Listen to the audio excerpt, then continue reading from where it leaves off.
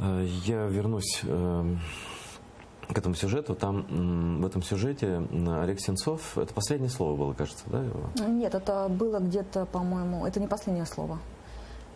Ну, неважно, это было в процессе, да? Он назвал Путина кровавым карликом. И я слышал такие версии, вот я хочу услышать твою, что Сенцова выводит всякого обмена из переговоров и ставит вообще отдельно.